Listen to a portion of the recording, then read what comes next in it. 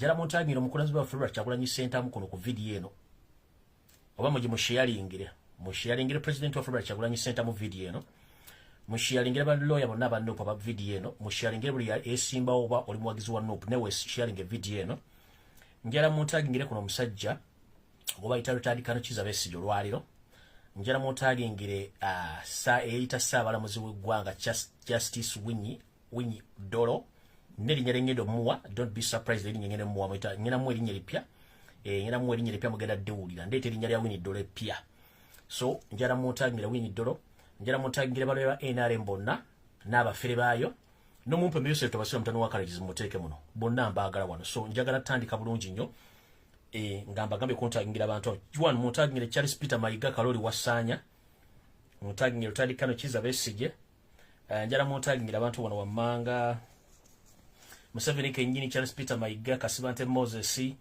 Latif Sebagala Sebugwawi Joyce Sulaiman Chidandara ne namboze beti bakirekene mutaginge ne retard kalo kiza Besigye mu hoteleko njala muntagire yose tabasira ntano wa karekezi muntagingira niyo mulala wano let me see wano benjagala muntagingira ku video eno njala mutangira Abel Kandiho Salim Sare Muhozi Kanyirugaba Sabit Muzeyi ne Mujira mubantagingira wa Chief Justice as a must kubanga yokoza information jengendo power so muntagingira njala mutangira President of February Kyagulanyi Center muntagingira ne former President Museveni ndoza njagala kutandika n'ekigula lugi tutandike program bulungi nnyo kantandike n'ekigula lugi yeah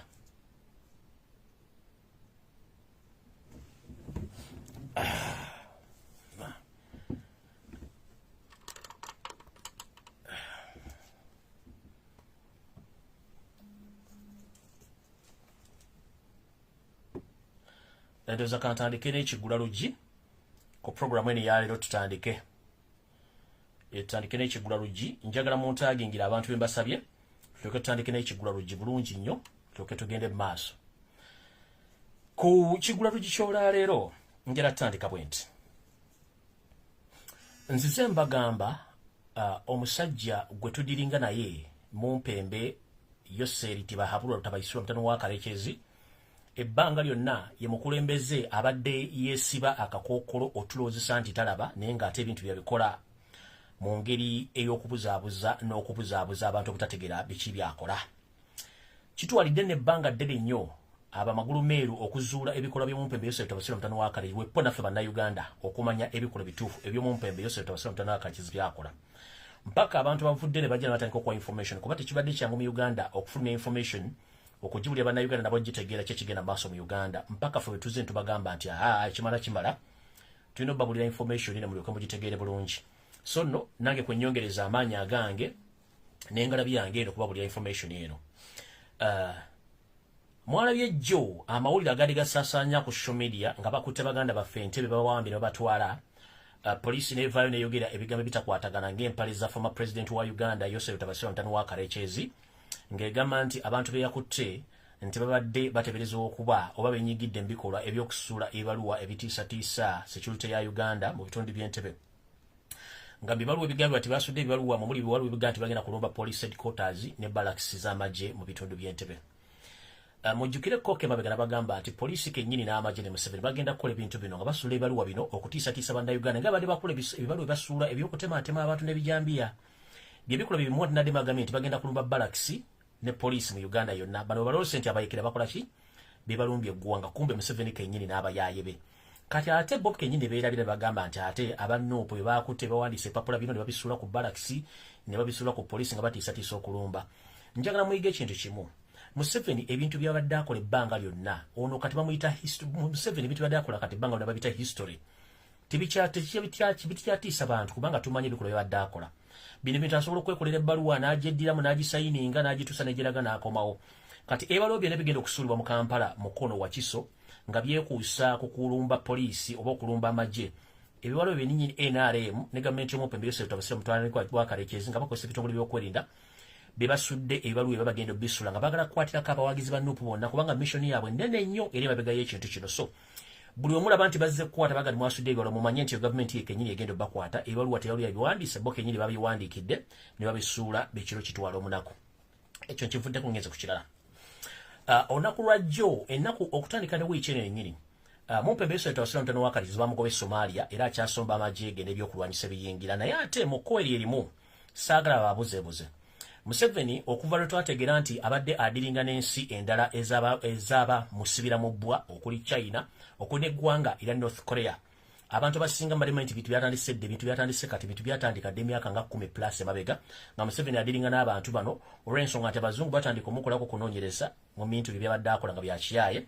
Abazungu ne basalawo batandika omusalako obuyambi mpola mpola. Mpozi ffe tugenza otuteeka omunnyo mu kiwundu okubategeeza nti Museveni akolagana n'abampembe bano nga abantu bamulowooza nti oba tulimba oba mboozi z'amalwa oba kino ekigenza okusooka ate munnaye ng'emboozi tubagamba ntuufu. Nze nno bulijjo nkola video ne bagamba sijja kuvuma muntu wadde okunenya omuntu yenna olw'ensonga nti babateeka nnyo mubutamanya ne mutategeera information etambula etya na biki bitambula bitya. Muno basibira mu butamanya ne baba nga information buli gye mulaba mulaba nti ntuufu kumbe ya kiyaye.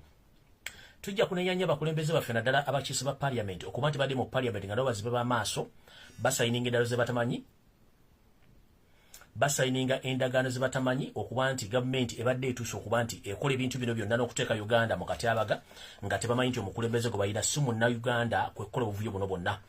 So njala bategeeza n'olunaku lwa jjo ekiro kyonna ebyokulwanyisa ebitamanyikiddwa muwendo bungi bwabyo bwayingiziddwa mu ggwanga lya Uganda nga biyita ku nsalo ey'emutukula ku ggwanga oba ku ludda olw'e Tanzania. Mu bino edroni zange zasobodde okubalako trailer oba zimagulu 10 zikululana ezisukka mu 150 nga zeetisse emmundu empya n'enkadde okuli ennyimpi empanvuyirivu na zonna eziba zeetaagisa kuno kwabadde n'ezimajegere zitanka ezitamanyikiddwa modo yaazo naye ng'okusinziira ku info eyampeereddwa droni zange emmundu zino ziva mu ggwanga erya North Korea wepo n'eggwanga ery'Abachina. Naye ffe kye twagala okunenya be bakulembeze abaliraanye eggwanga Uganda okuba nti beenyigidde mu kikolwa ekyokuleka omumpembe ono ayingize ebyokulwanyisa bino nga tebamubuuza biraga luddawa bigenda kukola mulimu ki kubanga Uganda ggwanga tto eritanadde ssente ezisobola okulabirira amagye ne banga babakkiriza okuyingiza ebyokulwanyisa ebyo. Okuva jjo tanka omusajja tutonolya engambye nti okuva jjo baakabala trailer eziwera 150 nga ziyingiza ebyokulwanyisa mu ggwanga erya Uganda. N'olwaleero emisana ga leero era sitiru kye kimu tanka eziyingiziddwa mu ggwanga wepo n'emmundu n'ebyokulwanyisa ebisibiddwa mu matundubaali mpitirivu nnyo ebitamanyikiddwa muwendo. So ne neebuuza Uganda twabaaki ekigendera kyaffe ekikulu kyakulaakulanya ggwanga oba kyakugula byakulwanyisa bizisa byalo mu Uganda? Tetulina malwaliro, tetulina masannyalaze, abantu baavu, ekonomi enfu, tugula byakulwanyisa. Ne neebuuza Uganda tulwana naani at the moment? Tulwana nani ekikuguzisa ebyokulwanyisa obisitookinge mu Uganda okujjako nga abigula olina akazoole ku mutwe oba olina windows oba olina obutuli ku mutwe olina obumooli ku mutwe buno bwekajjansi nga gwe ndowoozayo n'entegeerayo yusete bahabulwa mutabani wa Kalekezi former president nga gwe kintu ky'omanyi kyokka kyakulwanyisa naggula mundu kutta bannayuganda kyokka ky'omanyi. Emmundu nno ziyingire n'olwaleero era bwe nva ku vidiyo eno ngenda kuteekayo vidiyo ezo nziteekeyo nzibalage n'ebifaananyi ebikakasa nti ebyokulwanyisa mu Uganda byayingidde biyitivu naye nga biva mu ggwanga erya North Korea wepo ne China.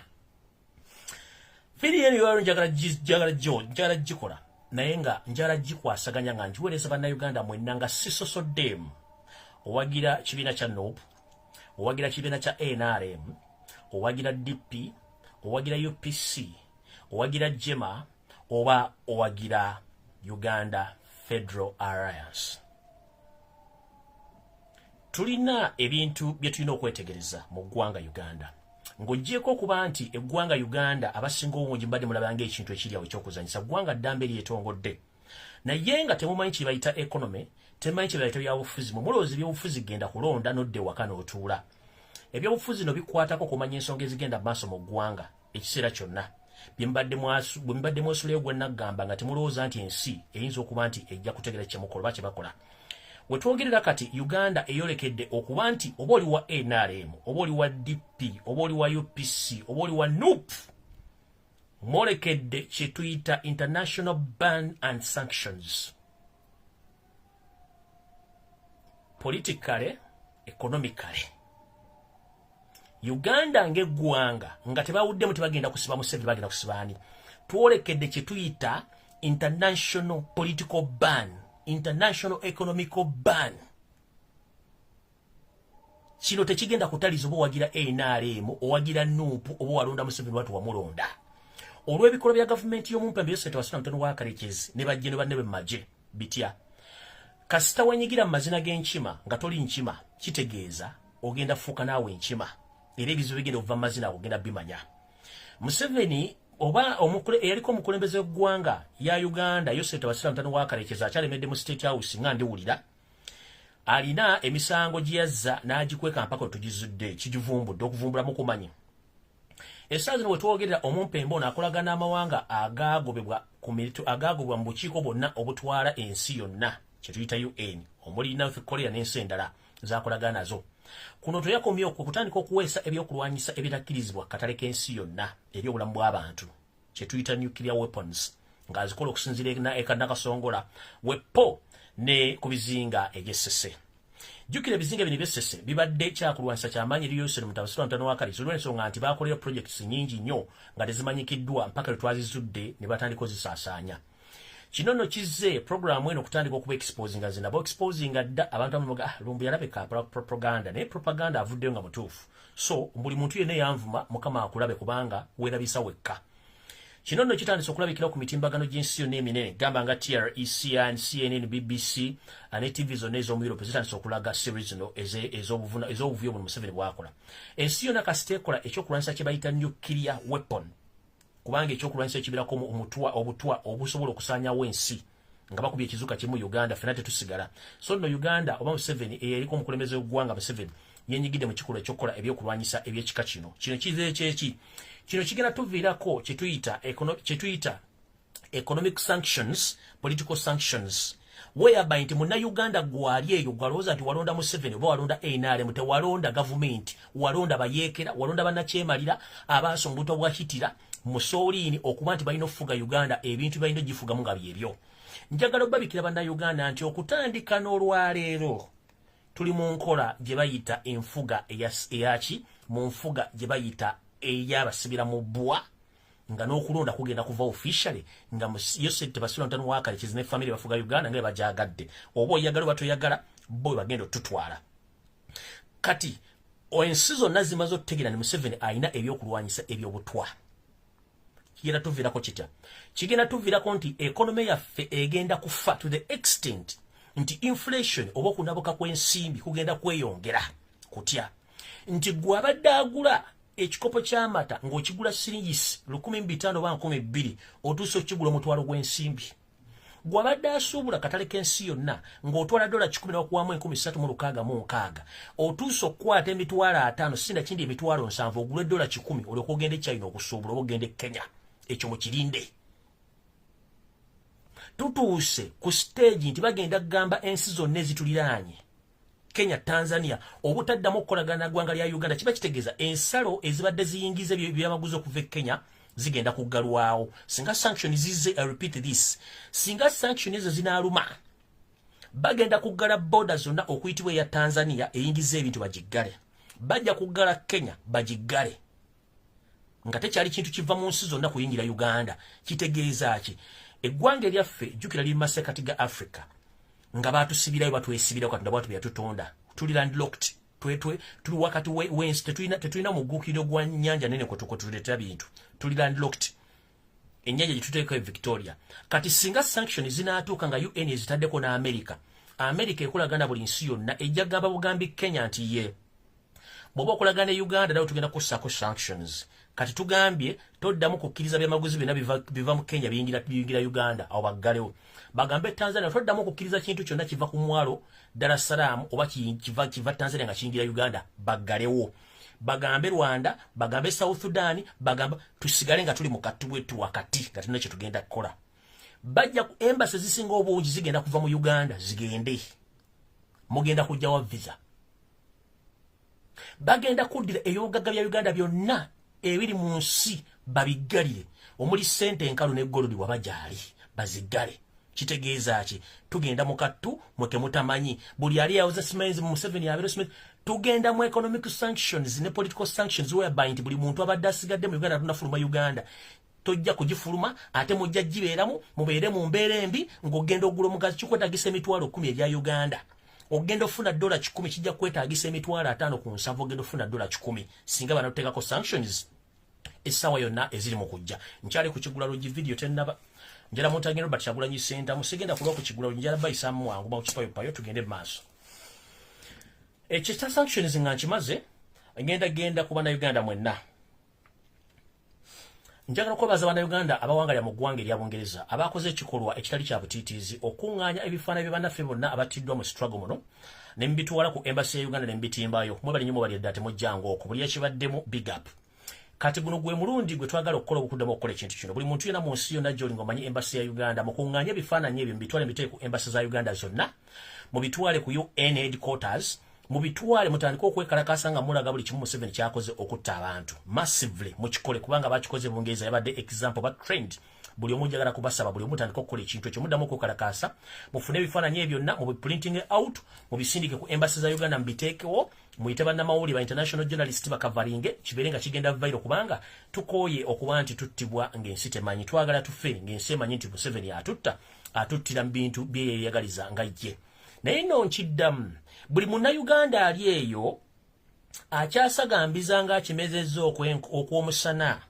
munnange nno oyinza okuba ng'oli eyo gowooza mbu simanyi waterera Museveni abeewo ng'atwala eggwanga lyammwe ligenda mu katyabaga eggwanga lyaffe ligenda mu katyabaga ke mutamanyi ak'ensimbi era njala tegeeza abantu abaddukanya bizinensi mu Kampala mujje ssente zammwe mu bizinensi njala tegeeza abasuubuzi mujje ssente zammwe mu bizinensi njala tegeeza abantu abakyapangisa za akeedi muve mu akeedi ezo saagala mutandike kugamba nti olwatta kitange nalumanya nakolawo ki ng'ensimbi zo ziseebengerera ziggwawo nga batwala ebyobugagga byo ng'olemye okuzuukuka okutegeera nti eggwanga fu era ligenda kusaanawo ekyo nkimaliriza kibadde kiggula lugi kati vidiyo etandise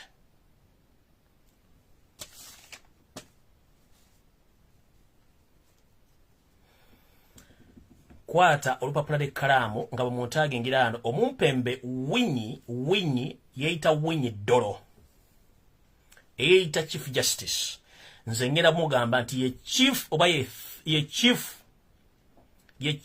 yeeyita chief justice winyi ddolo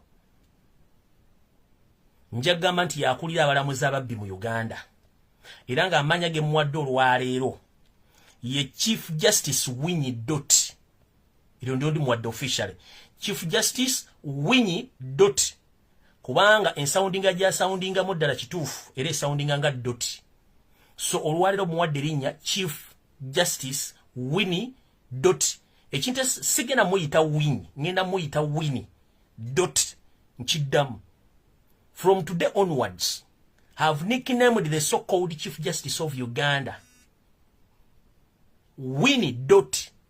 You are no longer called Dolo. You are Winnie Dot. So the so-called Chief Justice of Uganda, Winnie Dot, my friend, behave and grow up. These are national issues, not family issues, my friend. I know a bit of your history, and I'm here to expose you. Before I go further, to expose you, the meeting you held with the former president of Uganda, you said to yesterday night at the State House in NAKACWA. Winnie Doty, I have all records with me here concerned about your history, Mr. Winnie Doty. Do you copy, sir? I'm here to expose you. Where should I start? All right.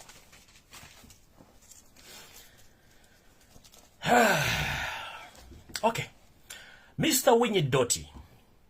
Yesterday, as you were presiding the petition of the 220 presidential election petitions which were filed by Robert Kyagulanyi Ssentamu, the president-elect of the Republic of Uganda, you sounded ridiculous to the extent you acted as a lawyer who was defending the current regime or the former president Joseph Tabasirwa, the son of Kareches. As a Chief Justice, you need to behave like a professional judge, but not as a lawyer who was defending the former president. And you must be an example to the public and to your fellow judges. Mr. Winnie Dot, as we speak right now, Nobody knows your history. I'm here to reveal your history, Mr. Winnie Dot. Do you copy? Okay.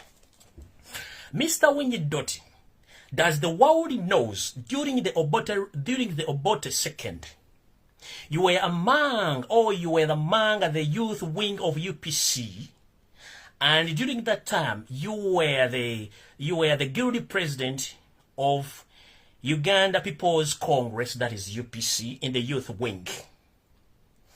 At that time, you were a spy at the Makerere University, whereby you used to spy your fellow students at Makerere University, and you were moving around in the university with a shotgun known as pistol. And at that time, you used to work as a spy, spying on students. And the biggest number of students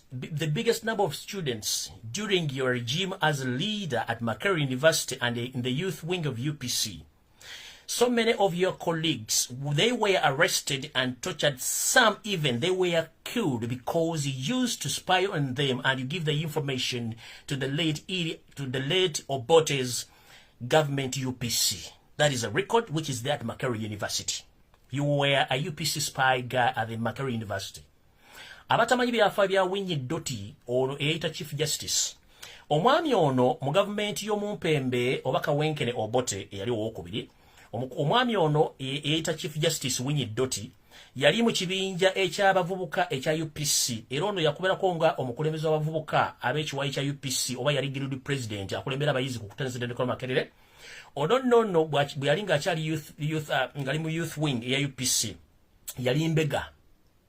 Era nga abega bayizi banne ku Makerere University, era nga alina akabundu kano ke bayita akabizi. Mu luzungu ke tuyita pistol. Nga azimba n'okukanga banne. Ono yabeganga banne ku university n'atuuka okuwaayo obubaka eri gavumenti y'omumpembe Obote, era abaana abamu ku university emyaka egyo bawambibwa nga ne batwalya ne battibwa during Obote's regime. Ono yali guilty president era nga yakulira ekibinja ky'aba youth wing mu Makerere University wepone mu ggwanga ono mwami Winnie Dolo. Jukira nti ne mukama we kati former president wa Uganda Yoseti Bahabula otabasibwa mtono wakati kizali mukozi mu UPC omwo. So emirimu abantu bombi bemanyi emirimu gye bali bakola.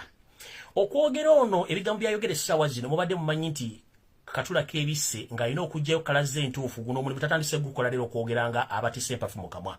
Bino abadde abikolera ddala okutuukira ddala olwala. So Mr. Winnie Dot, it seems that the world didn't know your history. Right now I'm here to expose you. And I've started with the history of that. The people didn't know that you were among the UPC youth wing and you were guilty president at Makerere University during the Obote's regime. And your purpose in the university was to spy on your fellow students who the number of them were arrested and killed, even tortured.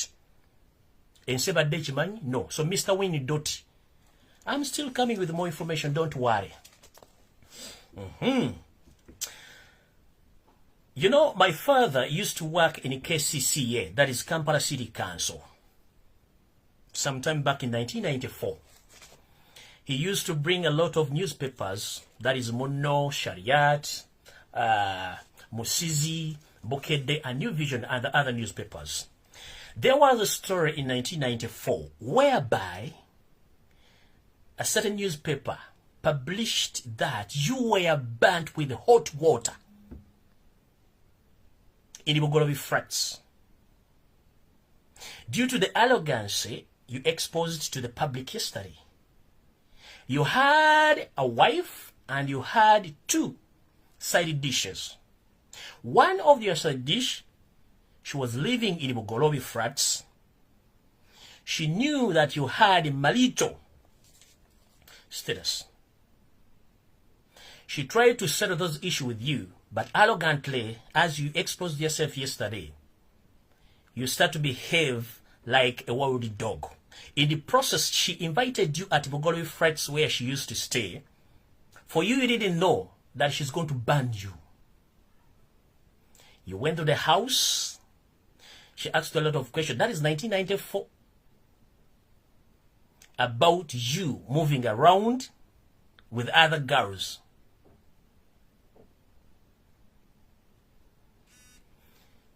You replied arrogantly. She got annoyed. As you know, Those ladies from northern Uganda, they are not a joking subject, my friend. They give you what you want. This lady told you that, can you please tell me how many girlfriends you have? You failed to answer. So you started to expose yourself by replying arrogantly. While the woman, what the woman did was to get her hot water from the saucepan, and she poured that water on you. And you were banned. That is 1994. That news was published in a certain newspaper, which I can't remember right now. But I read the story in 1994. So, Mami Wenyidolo, buno okwogera arrogantly nseba lete kumanyi, obadde weeyisaako. Njagala olage public omukono gugwoyina, your left hand side, oba gubalansinga ne bode yo bulungi nnyo. Omanyi bwetuba tuanalyzing omuntu tulina engeri gye tukulabamu. One, tukulaba face expression yo, engeri gy'oyogeramu, tukulaba body language yo. In the procession yesterday, wabadde oyogera arrogantly. Ng'okolanga Chief Justice, the same time okolanga lawyer wa Museveni, ng'odefending Museveni. Tuchimanyi, jengere kubano njagadde kusooka kuku-expose nga ndyoke ngende ku meeting gye mwabaddemu. Kati erinnya ensi litegedde erya Wenyidolo. So now I'm back to your real name, Mr. Wenyidolo. So, Mr. Wenyidolo, mu mwaka gwa 1994 wafuna obuzibu arrogantly era ng'oliplyinga abantu bamanyi nti gwe oli soft spoken person naye nga naturally oli musajja muzibu nnyo olw'okuba nti walimu spy element ate nga w'oyagala kweraga nti oli w'amaanyi. Walina abakyala bali basukka mu basatu ng'olina owawakane basaididishi babiri ng'omu yali apangisa ku Mugolobe flats. Omukyalo n'akuyita akubuuza bakazi bameka b'olina olujja kulwa nti abakyala b'omu North bo tebasannya. Bw'atuuka ye n'andika omweragirako nga bw'weragidde ku public n'oyogera ebigambo bitakwatagana. Omukyalo n'oyagala n'omuyisaamu empi kyeyava akwata esseffuliya nga liyafumbye edda amazzi akwetegekere n'akuyira amazzi wenna. Yakuyira amazzi wenna n'osusumbuka olususu n'omukono guno ne gukyamiramu. Era kyovula nti omukono gwo ne bode yo tebalansinga. Bw'oba oyagala okuprovinga kino oba osobola okweyambulira public ogigiremu essaati public etegere kikyoli. Bw'oba oyagala kumprovinga lwongo ojjamu essaati yo mu public otegeeze public omubiri gwe kyeguli ojja tegeera. Kino kyapeninga mu 1994 kubanga nkubuulidde history wange nze taata ng'eri politician ng'agula nnyo amawulire yali akola mu City Council kati etibwa KCCA. History proper story wa publishing omukyala yakwokya amazzi era okumuddamu arrogantly ng'olowooza okola ki ng'olowooza gw'osinga obuyinza. So mukulu ebintu bino z'obikola ng'ensi ekutegeera oba ekutegeera. And as we speak right now, Mr. Wenyidolo, I think you were appointed wrongly in that office in the first place. One, you act as a Chief Justice as we speak. But according to the history of your educational background, you don't qualify to be in that office in the first place. In terms of qualification, you have so many degrees in other fields, but you have just a single degree in law. That means you are not qualified to be in that office. You have so many other degrees in other fields, but if it comes to law or injustice, you are not qualified to be there because you just have one single degree in that field. So as we speak right now, we know who chooses who to be on that panel. It's Joseph Tabasura, the son of Karechezi, Edwin Kalujire, and Chiyo Wachiwanuka. I'm going to expose you right now. Mukulu Wenyidolo, toteekeddwa kubeera mu office eyo olw'ensonga nti ebyafaayo eby'ensomayo bitenkana naddala mu mateeka. Ekituufu wasoma mateeka niyo ina diguli emu. Chief Justice alina okuba nga alina diguli ezisukka mu 3 mu mateeka. Ng'oggyeko emakerere na kano ka Law Development Center ke musoma mu mwaka ogumu. Olina okuba nga olina diguli endala 2, either ng'olina ne masters mu mateeka. Tolina masters mu mateeka, o just olina diguli gye wafuna esooka ne wano ku Law Development Center tuteekeddwa kubeera awo. Although olina diguli endala mu other fields ezo zozina, but you are not qualified to be as a Chief Justice. Olw'okuba nti Museveni alonda abantu byali amanyiko history we nga abantu balowooza nti gwali osinga okutegeera. Mr. Wenyidolo wali mu kifo kikyamu era nga information gye nina endaga bwenti kati kanku exposing otegeere. Njala bannayuganda muwandike ekintu kino. Museveni ayina akakiiko akamulondera abalamuzi naye yennyini nga bamaze obexport bakola ki oba sporting. One, Mwalabye jjo omwami gwe bayita Byaruhanga awuliriza Museveni.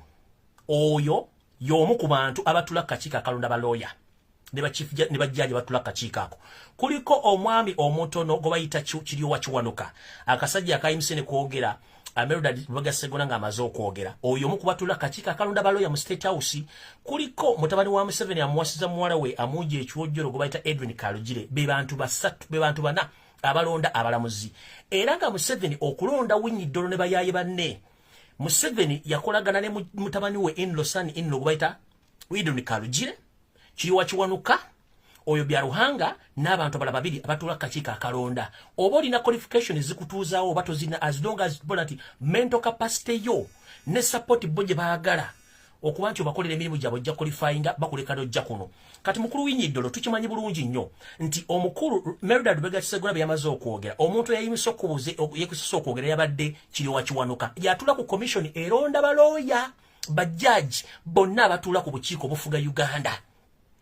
Era bwe yayogedde ne Byaruhanga n'amala okwogera, jjukira bano be babbosi bo abaakwikommandinga. That's why wafunye guts ezijja okubulya public arrogantly n'olyokoddamu n'otugamba wano we twakutte ensobi endala yino wano. Wagambye nti bwe mba muyisa akakiiko kanama, bwe mba muyisaamu kkooti amaaso tetujja kikkiriza. Bwe mba kkooti temugikkiriza bikiri ekola nti ye musobola ogenda ne plan B yammwe nga bwe mugirina.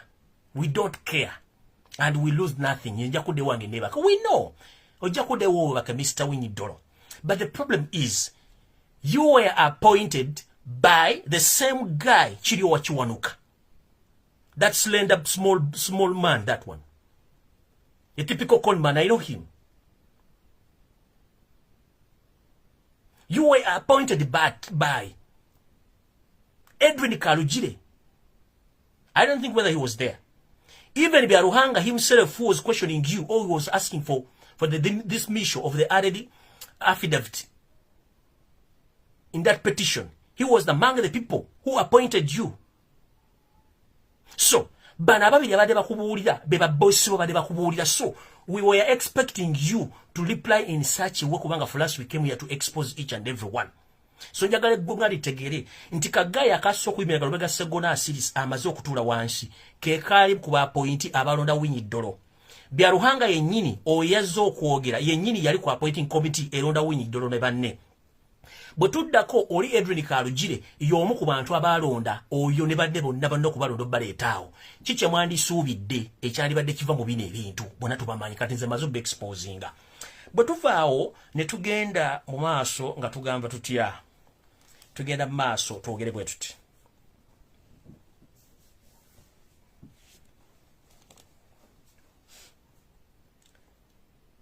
Bwe mwaganye obujulizi Obarbara Kyagulanyi Ssentamutti yabuleeta leeti. Manyife twegendereza buli kimu. Naye ng'ate okimanyi Winnie Dolo. Okimanyi bulungi nnyo nti ku weekend kkooti zikoma kukola Lwakutaano, ku public holiday tezikola. Weekazizza ne weekaza n'ova mu kkala n'okalanguka n'ogamba during the public holiday mwali mu office ezo. Winnie Dolo njagala obule public kyali kituufu. Wakubirako looya Lubega Segona n'akakiiko ke nti mwe tuli mu office muleete ebiwandiiko byammwe.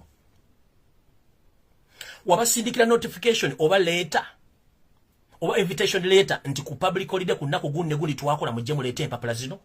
Kubanga abalooya bonna bamanyi nti during the public holidays and weekends the courts over in Uganda are closed until further notice. That's when Uganda evacuate on Friday. You are not going to be taken to any other courts until Monday morning. So Mr. Winnie Dolo, please behave maturely. We know your history. We are not here to abuse you, to expose you, but we are here to inform you.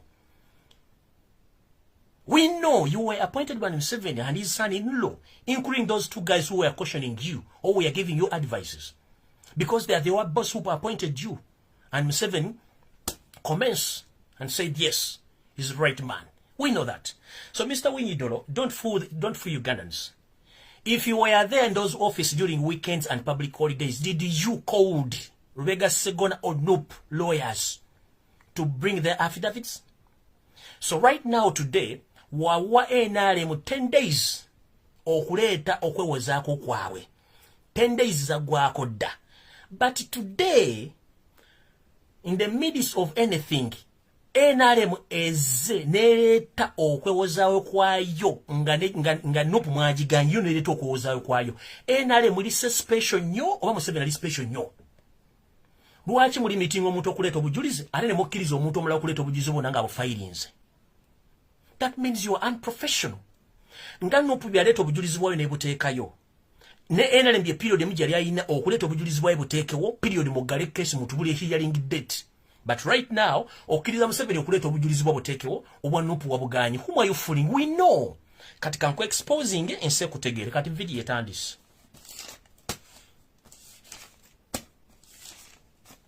All right. Mukwate olupapula n'ekkalaamu. Bano abaami olunaku lwajjo bwe bavudde mu musango gw'owulira baayolekedde mu State House e Nakasero. Chief Justice Winyidolo. Yesterday, after the court session you held yesterday at the High Court in Kampala, you were again invited by Yoseri Tibahabwa Lutabaisirwa, the son of Karekezi, the former president of Uganda, at the State House at Nakasero. You were supposed to meet Museveni at 8:25 p.m. Ugandan Standard Time, but unfortunately, Museveni wasn't at the State House at that time. Instead, you and the other 6 High Court judges, including you, Winyidolo, you went earlier than expected at the State House in Nakasero.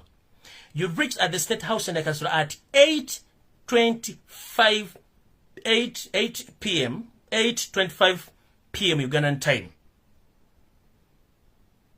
You reached at the State House in Nakasero.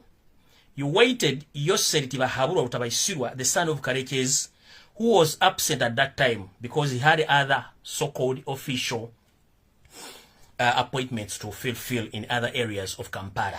Hope you get this. Winyido ndagengera ku exposinga. Bwe mwavudde mu mpulira y'omusango ogwa nopu olunaku lwajjo, gwe Winyidolo eyita Chief Justice ne banno mukaaga okwabadde ne Justice Kibita mwayolekedde amakage g'obwa president ag'e Nakasero gye mwadde mulina okusinkanira former president Yoseri Tibahabwa Ntono wa Karekezi ku ssaawa 3. Naye mwazze ng'obudde bukyali, mwazze ku ssaawa 2:25 ze mwatuuse ku State House e Nakasero. Naye mwatuusewo ng'omumpembe Yoseri Tibahabwa Ntono wa Karekezi taliiwo. Okitegeera nga taliiwo, mwabadde abantu mukaaga. Lwadde terubusa ne babagamba mulindeko. Waisewo eddakiika mpawe kaaga nga mwatuuse ku 2:25 ez'akawungeezi. Museveni yabaddewo mu State House e Nakasero mu mulinda. Omumpembe Yoseri Tibahabwa Ntono wa Karekezi yazze ssaawa 2:45 ez'akawungeezi akawunaku lwajjo mu State House e Nakasero. Chief Justice, the so-called Chief Justice Winyidolo.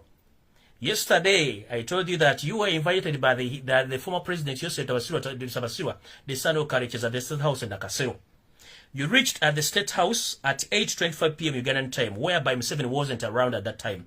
But within few minutes, Museveni arrived at 8:45 p.m. Ugandan time at Nakasero State House. Yes. The meeting started at exactly 9 p.m. Ugandan time at the State House in Nakasero, and the meeting ended at 11 p.m. in State House in Nakasero. Mukulu Winyidolo kugambye mwatuuse ku 2:25 former president yabaddewo, naye oluvannyuma lw'eddakiika nga ziizo dakiika nga 2 omumpembe yatuuse. Kitegeeza omumpembe yatuuse 2:25 mu State House e Nakasero. Bwe yatuuse olukuŋŋaana lwammwe n'asooka n'afunamu ekiwejjoojo kya dakiika nga 15. Meeting yammwe n'etandika ku ssaawa 3 zennyini ez'ekiro z'akawungeezi ka jjo olunaku lwajjo. Meeting mwagivuddemu essaawa 5 ez'ekiro mu State House e Nakasero. Winyidolo, do you copy, sir? Njagala mutange lutandikano Kizza Besigye olwaleero na information nasindise drone zange nyewwe ne zigenda ne zikebera mu files ze, nina ebintu bye ngenda okumwogerako wano lwali mujja bitegeera. Muteeko wano lutandikano Kizza Besigye ne mumanyi nti omwami ono y'omu ku babadde ba appointing ba ministers mu Uganda era nakati akyakikola. Ngenda nasindise drone zange olwali nazijja eri ne zigendako ewuwe ngenda mu exposinga. Ngenze maaso kati wano wenjagala buli omu akwate ekkalaamu n'olupapula mutegere information eno.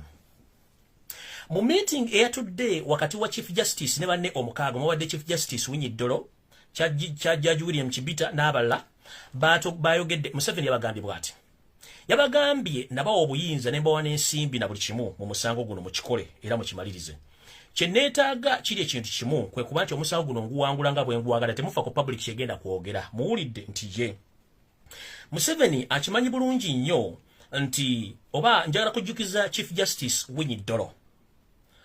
Do you remember last Sunday you were caught red-handed leaving the State House in Nakasero? But according to the information which I gathered last Sunday, you left the State House with a brown envelope, which Museveni gave to you. You and your colleagues, you already given the judge or the ruling of the case of Noop case. You have the ruling of that case, and the ruling was made by Museveni himself, Karugire Aldrin, Chiwanuka Chiriowa, Biaruhanga, and the Attorney General of Uganda. Nchidam. Last Sunday, Chief Justice, you were caught red-handed. Ngova State House in Nakasero. Mbakuwa brown envelope nga mulimu judgment eyino okupasingibwa ku musango gwa Noop. So this nonsense and arrogance you are using during the presiding of the court judgment, right now I can state to the public that last Sunday, Chief Justice Winnie Odwindoro, he was caught red-handed leaving the State House, but in that process he was given the judge or the ruling, which ruling was made by Museveni himself, the son-in-law Edwin Karugire, Chiriwa Chiwanuka, the small and slender guy who stood after Mr. Akaryamagwa Segona, Biaruhanga, and Attorney General of Uganda. Chief Justice, oyina judgment y'omusango gwa Noop, don't waste Ugandan time. Totumalira budde bwaffe. Genda maaso ngambe kimu nti bino byebe tukole byakuzanya mbuzanyi. Museveni ye president kyogere nti Museveni yawamba buli kimu yakiwamba na mubongo ya mubambira muleke tumalira budde kubanga judgment ogirina bwagikuwa mu brown envelope ngamazo gikola ne bando benyini bakimanyi and I'm informing the public, don't be fooled and diverted ku bintu byono musajja kibalamo musiru kibalama singa katunda nyambala dune kuba n'ofira mu kimotoka kyo naga amatama ne gaseberanga ice cream akubiddwa omuzira kiba kituyamba omusajja omukulu ojjo wala kalente koti ya salonti Noop kibiina ojjo vevenga n'ebintu ebirebe kisiru kibalama singa katonda kuba laddu n'ofa n'ogweri ne tumanya nti mu bisajja bitukoye ebisajja bitalina magezi mu nsi ya Katonda nize maaso.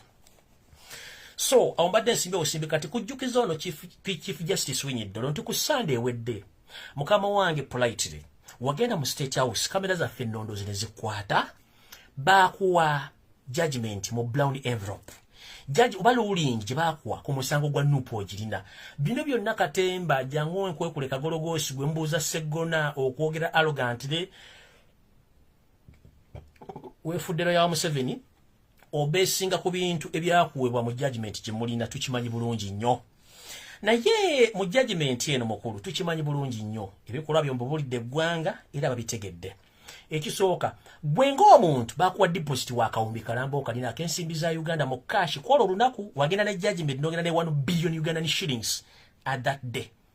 Bakuwa 1 billion Ugandan shillings nogenda nayo girina. Kati wano wengendo ku exposingira okutuuka ne gumagumba ngenze maaso. Kati lwadi tulubusa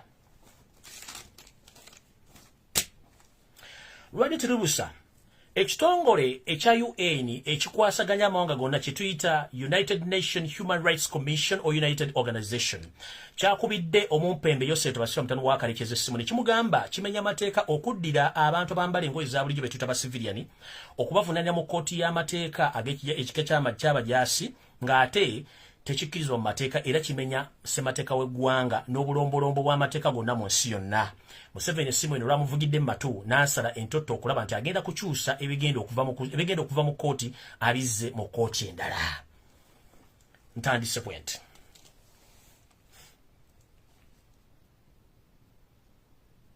Museveni mwamala okufuna essimu eyo eya UN ng'emutegeeza nti Eddie Mutwe, Nubian Lee, Map Media, Danny Magic n'abaganda baffe bonna abala bali mu kkooti eyo mu lumenye bw'amateeka nga tekikkirizibwa. Museveni empale zaamukankanya mu kumukankana n'agamba bino wammanga mumpulirize bulungi nnyo. Yagambye bw'ati yategeezezza omumpembe Winnie Dolo nti nno omanyi nti ye tugenda kukyusa fayiro ez'abantu tuzijje mu court martial tuzizze mu kooti y'abantu ba bulijjo. Mujjukire nabagambye nti okumanya Museveni yeekubye yaka ate nga si wa umeme ate nga oba wasola ndoza umeme wasola gwe kennyini okimanyi nti weetera omuyeekera Jamiru mukulu ayine mundu asaba n'omuvunane mu kooti yaffe abantu nodira edi muto musajja wattu atalina wadde akasima akasiga ensigo y'ebinyeebwa yakasoli n'omuvunane mu kooti z'amateeka g'amagye kitegeeza weekubye eggoolo. Kati Museveni eri bwe maze omukubira essimu n'atandika okubuguma n'empale okumukankana kiyakoze kiri buddawa n'agamba Chief Justice Winyiddolo n'amulagira alonde abalamuzi abali wakati w'omukaaga abagenda okuteekawo oba okuwulira omusango. Bwe bamaze omukubira essimu eno Museveni n'akola resolution n'agamba nti kati tugenda kukyusa ba Edi Muto tubajje mu kooti y'amagye tubazze mu kooti y'abasivilian. Ne kooti y'abasivilian bali tebanalonda balamuzi bagenda kukola ki kubawozesa. Kati Museveni n'alagira Chief Justice Winyiddolo alonde abalamuzi abawera 7 abagenda okuwuliriza omusango gw'aba Edi Muto bonna babajje mu omusango bagenda gukyusa bagujje mu military court baguze mu kooti y'abantu. Ekyo bagenda kikola soon or later. Nejjumujjukire bwe mmala okuexposinga abasajja bano bakyusa tactics zaabwe nyinza okuba njogedde information eno ate Museveni n'abalemeza mu military court ne bwe mulaba nga bakyusizza omusango ne baguzza mu civilian court, don't be surprised. Yabadde simu ya UN. Ne mu balamuzi bagambye omusanvu okulonda Chief Justice Winyiddolo abalonde abalamuzi omusanvu bana abalamuzi omusanvu buli mulamuzi Museveni yagambye Chief Justice Winyiddolo nti buli mulamuzi oyo agenda muwa omuteeko gwa nsimbi obukadde 500 okulaba nga abantu baffe bano bonna abali mu kooti esaazi y'amagye basingibwa omusango ogw'okulya mu nsi yaabwe olukwe. Chief Justice, in the meeting you held Yosef Tabasirwa, the son of Karikizi, yesterday in the State House, Museveni, after receiving an international call from the United Nations, and the United Nations informed him that, Mr., it is unconstitutional to charge a civilian into a court martial.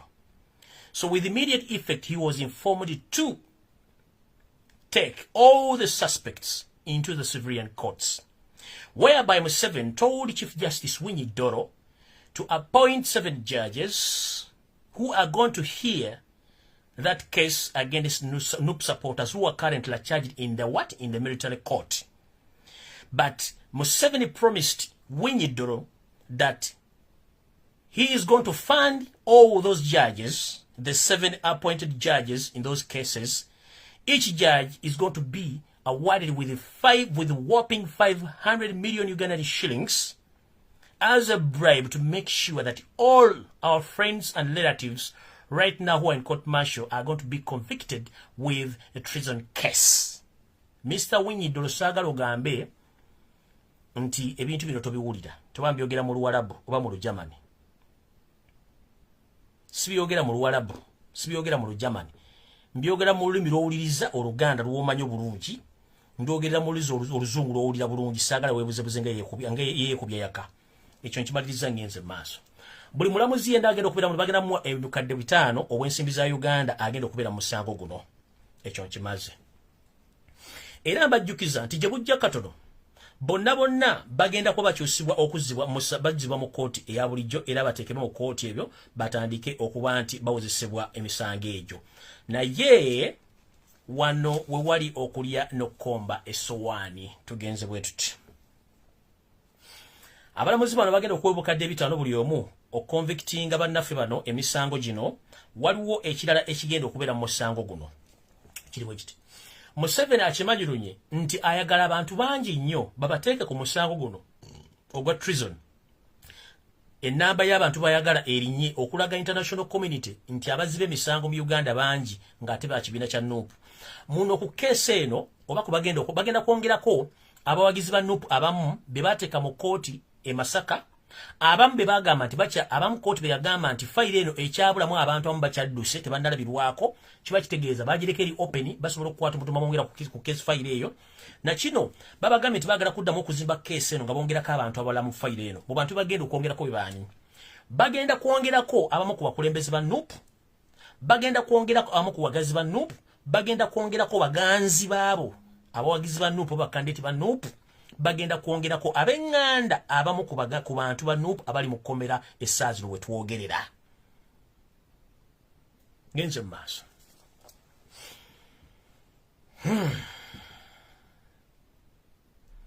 era njagala kutegeeza nti bubanga oli musajja oli mukazi ng'oli munda Uganda nga muganda wo ali mu kkomera ku lw'emisango egitamanyikiddwako naye nga yali ayagala nkyukakyuka nga wagira ekibiina kya NUP oba nga wagira Robert Kyagulanyi Ssentamu njagala oliza information gye ngenda okuwa n'amatu ng'ogaggudde era saagala matu okole ki ogaggale ki kye bagenda okukola njagala mbeere careful nnyo ku nsonga zino wammanga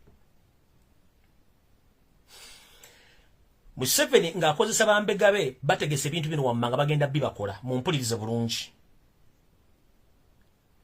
bw'oba oli lawyer wa NUP bw'oba oli member wa parliament wa NUP oli mu Luganda lwa bwoyo omuntu ali mu kkomera oba oli muwagizi wa NUP ng'oli ntulwensho wuliriza ebigambo bino wammanga si byange nkuwa information nze ndi messenger Museveni agenda kukozesa abantu okutandika okujja okubakyalira mu maka gammwe ne mu maka gammwe agenda okubakyalira ayinza okuba mukwano gwali mu kkomera naye ng'ekimuleese si kubabuuzaako nga bulijjo wabula azze kuseka abasekerere oba zze yeefuule ng'enkweze ng'ezimazza omuwemba mu ssamba ng'alina kyaleese bano bagenda kuweebwa obumundu bu basitoola oba obubizzi bwetuyita obubizzi buno bumpi ajje atule mu sofayo nga gwe tomanyi ogenda omuleetera ekyokunywa oba omufumbire ekyokunywa omutegekere mu ngeri y'emu ajja kwenyolamu ennyonnyola ziizo asule amasasi oba pisito mu ntebe yo yennyini woba omulese oba wagenda ogiteeka otasobola kulaba so njagala kutegeeza mwenna ng'olina mukwano gwo oba mu mikwano gy'abaana abaana bali mu kkomera oba family members muwulirize ekintu kino bagenda tandika okuplantinga amasasi mu nnyumba zammwe bagenda plantinga emmundu mu nnyumba zammwe naye nga baziplantinga mu mikwano gyammwe oba ba girlfriend ba mikwano gyammwe giri makomera oba ba boyfriend baabo abali makomera bagenda kikola kubanga bagala kwongera namba ku bantu abali ku musango guno bongereke namba kati eyo security alert kinabaka ye meeting eyabadde wakati wa Nyiddolo n'ebyokwerinda byabaddemu okukola ebintu ebyo kati ngenze ku security alerts eri ewedde ngenze ku security alerts ntandise bwente meeting eyabaddemu Nyiddolo nga mazisinkanya obukulembeze w'eggwanga watuddewo meeting edala ku ssaawa 5 z'ennyiri ez'ekiro yatudde saa 5:16 ez'akawungeezi akajjo nga twolekera okuwera saa 6 mu yingiro olunaku olwaliro mu meeting eno yatudde mu State House yakuliddwa omumpembe Yosef Tabasirwa mutano wa Kaleekezi yaliko omukulembeze w'eggwanga mwabaddemu Abel Kandiho Olubakyoya mwabaddemu Salimu Sale ono yeekuliranga bw'ayagala oba yalinganga faaza Christmas oba biki byonna yamanyi mwabaddemu Muhozi Kanyerugaba Kanyeinstani mwabaddemu Sabiti Muzeyi ne Mugira Wepo n'abantu abala mu meeting eno yatudde ebadde security meeting yatudde ku ssaawa 5:16 due copy aya bas eyongeddeyo mu meeting eno byebasaze bino wammanga bagaye bata ng'omusango oguwawabirwa omumpembe Yosef Tabasirwa mutwalo wa Kaleekezi ogubyokulonda oguwabirwa akakiiko by'okulonda era oguwawabirwa ssabawoleza wa gavumenti y'omumpembe Yosef Tabasirwa mutwalo wa Kaleekezi kyagenda mu maaso Museveni agenda kukola ebintu bino wammanga ng'ayita mu bitongole ebyokwerinda agenda kufuna oba okunoonyereza ku mikwano gy'abo bantu bonna ba NUP supporters abali mu makomera bagenda bakozesa okutandika okukyalira amaka gammwe nga basuulamu ebintu nga bagambye wali emabega nga bateekamu ebintu bina basobozesa obbakwatisa okujja poliisi okubakwata oba amagye babawongere ku fayiro ziri nti muli bayeekera ekyo mukitegedde bulungi ku nsonga endala bagenda kukozesa buli muwangizi yonna wa NUP oba ng'olina mukwano gwo oba ng'oli munnamateeka wa NUP oba ng'oli mukulembeze wa NUP mbadde ngenda kusaba nti ekiyitibwa omuntu okujja kukyala mu nnyumba yo mpaka olwale mu kiveeko tebaba muntu abakyalira solution number 1 tokkiriza muntu yenna kukyalira mu makaago kati right now oba boyfriend wa mutabani girlfriend wa mutabani otakukyalira oba boyfriend wa muwala wo ngali mu kkomero wa Nuupu takukyalira until further notice. Ekyo solution number 1 kubana bakyala kyala batalina gye babeera. Nkiddamu bw'oba oli family member ngobadde tokyala maka ga muganda ogeesonyiwe, bw'oba oli mukwano gwa muntu ali mu kkomera ngobadde tokyalakyala we mubeesonyiwe, temukkiriza muntu n'omu kuddamu kukyalakyala mu maka gammwe konna. Kati kale lwaliro kitandika lwaliro kiro mission etandika lwaliro mpozi nga bagenda jabootinga. Bw'obanga omanyi nti olina girlfriend wo olina boyfriend wo simanyi mukwano gwa senga wajjajja mukwano gwa bulaaza neyiba w'egindi ng'abadde takyala nga wona amala jja temubakkiriza kukyala mukuveeko currently. Tuli mu dictator, removing dictator, mudda mukkiriza muntu akyala mu solution ewedde. Ekyokubiri, bw'obanga oli muwagizi wa Nuupu, oli mukulembeze obanga oli omu ku ba family members abalina abantu babali mu kkomera, ebintu bino wammanga ng'olina emmotoka. Mission yawereddwa omumpembe Muhoozi ng'akolagana wamu ne Muhammad Nsire okuba nti bagenda okukola ebintu bino wammanga. Baagala okuplantinga emmundu oba amasasi mu mmotoka zaabo bonna abawagizi ba Nuupu oba abakulembeze ba Nuupu oba baloya ba Nuupu oba mikwano gyabo bennyini abali mu makomera abasibe. Nga bagenda kikola batya, bawadde Nsereko ensimbi atandika okunoonya n'okusportinga aba Nuupu boolezaawo emmotoka wano Bakanaabe. Mu Bakanaabe bano bagenda bawa ensimbi okuba nti bateeka ebintu bino mu mmotoka z'abo abantu oba okukozesa bambega abaana abaawo mu kitundu ekyo okuba nti basobola okuplantinga ebintu bino mu mmotoka baba bazisimbye okukala oba okubiteeka mu bo kennyini bambega ababa basimbiddwawo oba Bakanaabe bennyini. So Nyereko Muhammad yaweereddwa omulimu guno ogw'okunoonya mikwano gy'abantu ba Nuupu, emmotoka bazoolera z'oluddawa, bamemba ba paliamenti, baloya ba Nuupu n'abantu bonna b'ekika ekya bulijjo nti emmotoka muzooleza luddawa. Wano Bakanaabe bagenda teekamu masasi wepo n'emmundu babiteeke mu mmotoka zammwe. Ojja kuba ovugako akaseera mpawo kaagawa na wali bakuyimirize bakukwate n'emmundu bana amasasi, ekiddako genda ku treason case. Togenda kuddamu kulabika mpaka nga Yesu akomyewo okujja nga tulwanyeeko government ne tugisuula wansi nga nenda bugisimufungize. Wano otegeeza atya emmotoka zammwe muzooleze mu maka gammwe kyekisooka. Ekyokubiri mutambuzeko ku bigere mukana akaseera mpawe kaaga.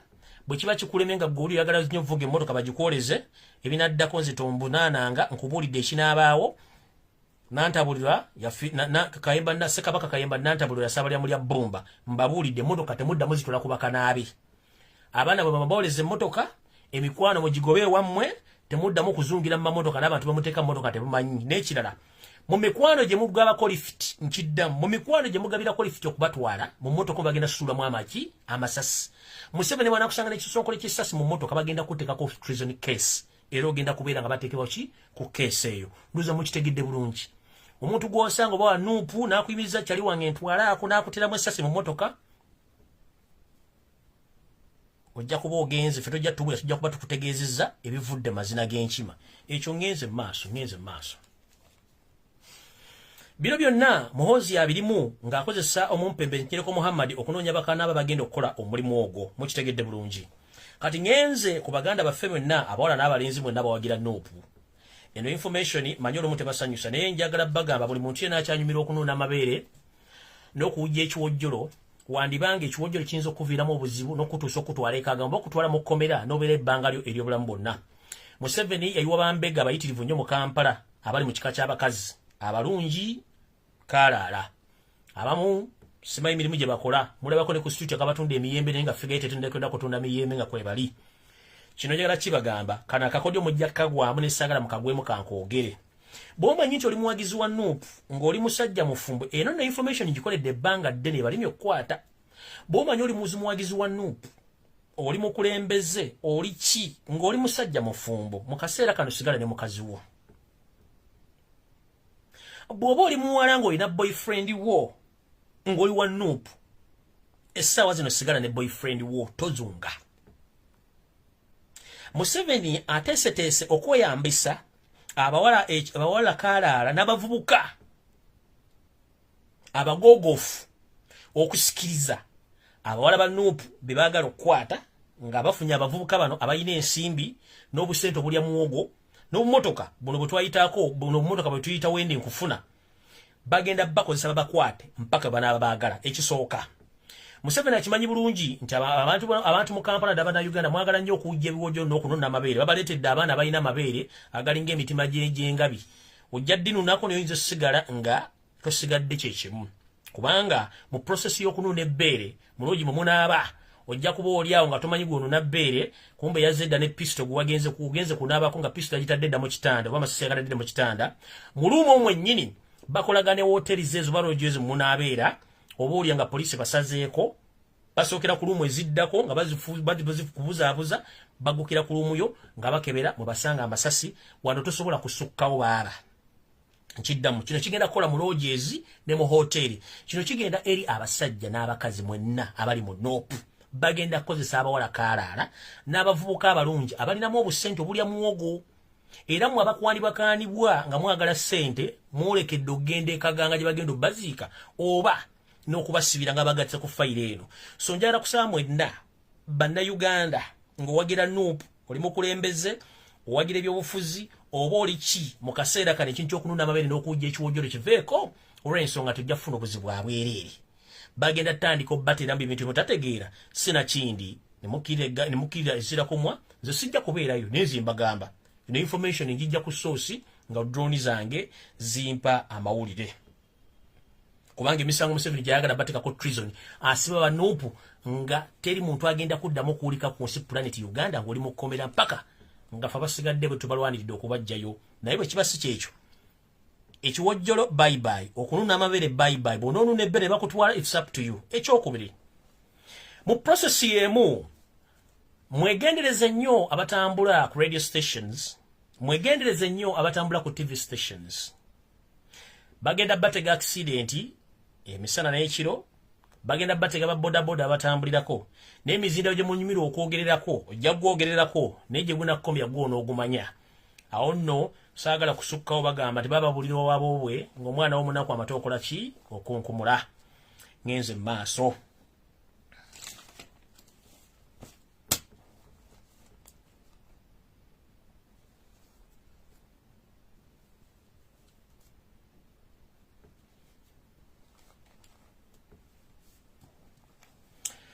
ekyo nga nkimaze ekya security alert kiwedde ndoza buli kimu nkibagambye sina kyesibagambye bwe mmala ekya security alert mba ngenda kukiwa ngenze ku nsonga eno bwe bagambye ku nsi ebizibu Uganda byeyolekedde olw'omumpembe Yoseta Wasira Mutono wa Kalekyezi mu kino kye mbadde temumanyi kiri bwe kiti nti omumpembe yaliko omukulembeze w'eggwanga Yoseta Wasira Mutono wa Kalekyezi bwe yali ng'akola endagaano wakati we n'Abachina n'Abakoleya yagamba bw'ati Abachina n'Abakoleya bamugamba nti ffe twagala okukola endagaano naawe okukola ebyokulwanyisa zisa byalo n'okukuuma naye mu ndagaano eno twagala okendeeze ku muwendo gw'abantu abali mu ggwanga Uganda mu kino bakkiriziganya okuba nti Museveni agenda kukola kyonna ekisoboka okukendeeza obukadde bw'abantu 8 mu Uganda okwetoola eggwanga naye nga specifically baagala okukendeeza mu kitundu ekya Buganda Busoga ne mu North naye nga mainly baagala kukendeeza mu Uganda so kino ekitta abantu n'ekyokubabuzawo okubanyiikamu acid n'ebikemicals ebira kigendere kiri mu ndagaano Museveni gye yakola n'aba North Korea okendeeza ennamba y'abano obungi okendeeza mu nnamba y'Abannayuganda obungi mu kino Abachina bagenda otandika okusisira mu Uganda ng'abasemba okuva mu China baleeta mu Uganda n'Abakorea nga bayika bungi mu Uganda okuba nti bagenda kukola ebintu eby'enjawulo mu Uganda nga bo babikola ng'ensi bagibaguzaako ekitundu ekyo mukitegeere temulowooza nti okutta abantu kugenda kukoma leero kubanga Museveni yagamba ekintu ekyo alina kibeerako mpaka okuggyako nga mufunye ekirala ekintu ekigenda okubataasa mwetaase ku mumpembe Yoserero Batabaisirwa njagala mutagingire retired Colonel Kizza Besigye ennaku ezonna mbadde neewuunya omwami ono lwaki famire eri bulungi era bizinesi ze zitambula bulungi tugenzo kizuula nga mu bintu byasinga okufunamu ye gavumenti y'omumpembe Yoseta Wasira Mutono wa ate nga y'omu ku administrators managers gavumenti y'omumpembe Yoseta Wasira Mutono wa Kalekyezi era y'omu ku chief advisor ne mukazi we Winnie Byanyima abadvisinga Museveni biki ebyokukola Besigye buli kigenda mu maaso mu Uganda akinamu mukono ebitundu 5 ku 10 era ne kopi zonna eziweebwa ezikolebwa ebintu bino azifunako ennaku zino mbadde mulondoola nnyo whereby nti yeebuzaabuza ng'afukaana abajwabeera nti tetusobola mutuukako nasindise muzimu ku drone zange amaze otegeera nti waliwo obubadi baagala okukola okuddira abantu abamu babadde beeyitaba opposition nga balimu ddala bali mu kibiina ekya FDC bwe bagenda okuwa minisita naye nga yeebuzaabuza ng'afukaana bakumbe yeri komenda alina okuba nga ali komendinga abantu bano okufuna obwa minisita oba okufuna ebifo mu gavumenti mu mmotoka nno zino eziyingiza ebyokulwanyisa mu Uganda kansooka ensimbi wakati wano emmotoka zino zonna eziyingiza ebyokulwanyisa mu ggwanga lya Uganda ziliko number plate ya ggwanga lya Tanzania. Tanzania ibinga tuddemu olukwe nekyo si kyekikulu. Kyesi kyekikulu. Obudde tulina butono nnyo ate byokkola tulina bingi nnyo. Kati awonvuddewo. Richard Kanokiza Besigye. Nasingisa drone zange zabadde nnya ne zijje kasanga ati ewo makaago. Manyama kawo galiko gate B esooka nesembayo. Awotula mu kisase ekyennyumba n'onywa kachayi n'oteeka abagenyi bo. Bw'okingiriza n'oyingira mu ddiiro lyo wootuliza abagenyi bo ne munywa kachayi. Ne tuyingirako mu kisenge ekyo wooteeka fayiro zo z'ekyamera n'ebisumuzo tebikuva mu mpale. Wakuba nti olunaku olumu waleka seefu zo sinzigule. Mu wiiki eno kennyini drone zange ne zigwa ku fayiro eno wansi nga fayiro eno yakuwerwako kopi Omumpembe former president wa Uganda Yosef Tawasira Ntono Wakalekezi ku bantu bolina okulonda Museveni abakakasa nti ba minister mu government eddako oba government ki nanga osimanyi. Kopi eno ngekulaga CC to Richard Kanokiza Besigye to approve the appointment of the foreign people in the coming cabinet appointment. Richard Kanokiza Besigye, you received your copy. Era bino drone zange zatandika dokunoonyerezaako whereby tubadde wawuliza ebbanga ddene nnyo naye ng'ate gwe muntu abadde appointing abantu mu gavumenti abali mu opposition ng'obawa emirimu Museveni n'agibwa ne beebuzaabuza mbu baakyuse kumbe gwe kennyini gwe appointing omala obbajja eri mu opposition n'obateeka ewuwo n'obafumbafumba n'omala n'obagoba n'obazzaayo n'obateeka mu gavumenti ekyo kyobadde okikolera ddala. Mu bbaluwa gye nafunye okuva mu drawayo ey'ekyama gye baakuwaddeko kopi bagikuwadde 2 days back. Richard Kanokiza Besigye okimanyi bulungi nti gavumenti yammwe twagiwangula. Omusajja gwesinga okutayagala naye ng'ate omusinikira amannyo Robert Kyagulanyi Ssentamu ye president omulonde so si gavumenti yammwe. Mu kino wammanga Yosef Tawasira Ntono Wakalekezi eyita nti ye president wa Uganda naye ng'ate former president. Mu bantu abalondeddwa Omumpembe Kaloli Wasanya Charles Peter Mayiga mu mpapula ze nalabyeko okuva mu ofisi ya Richard Kanokiza Besigye mu sefi ye vice president ye Kaloli Wasanya Peter Mayiga era nga you among the recommender abali recommending Charles Peter Mayiga okufuka vice president ng'asikira Omumpembe Katelingo Omugenzi vice president Kiwanuka Sekandi. Kasibante Moses ono yavuganyako mu bitundu by'e Lubaga agenda kuweebwa omulimu gwa state minister. Kasibante Moses. Kuliko omwami Latif Sebagala agenda kuweebwa omulimu gwa minister of works. Wano Katumba amala baba mujjeewo. Kuliko omwami kuliko omukyala abadde ssentebe w'eggombola Lubaga Joyce Sebogwawo ono bagenda muwa owa minister of Kampala. Kuliko eyaliko eyefuula nti ye Ssaabateesiteesi w'ekibiina kya NUP omwami gwe bayita Suleiman Kidandala ng'ono bagenda muwa ekifo kya minister of portfolio oba portfolio oba njinandise portfolio ne mu luzungu bakiyita portfolio. Kidandala agenda kubanga afuna owa minister owa portfolio. Then omukyalo ono Namboze bakireke bagenda kuwa owa minister of gender. Kati Namboze mama, it's up to you okutwala wa minister oba okusigala nga oliroyo n'ekibiina kya NUP. Sikulinaako buzibu, it's up to you.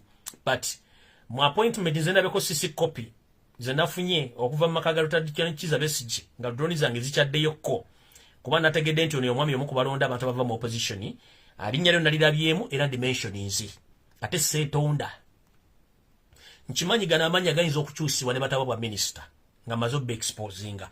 But njagala bagamba ekigambo kino, don't be surprised okuba nti abantu abadde mu opposition ddala mu kifo mu party ya FDC abasinga oyo abapolitics okubanga ba ambassadors oba ba minister.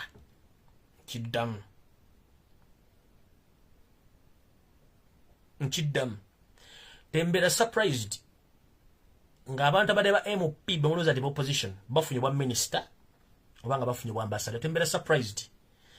Manya gensomye papula ze nalabyeko kemanya gemba wadde naye Namboze kiri gyoli kubanze linnya lyo ndalabyeko nze kyendabako kyensoma kyempa abantu. It's up to you okutwala oba kireka oba oliroyo mu opposition ya NUP, it's okay. Bwofuka minister nakyo kiri gyoli naye nga kino kisobola okukyuka essaawa na customer lobe expose nga basobola okukola ki basobola kikyula wansi ne bakijjawo. So bye bintu byenda byeko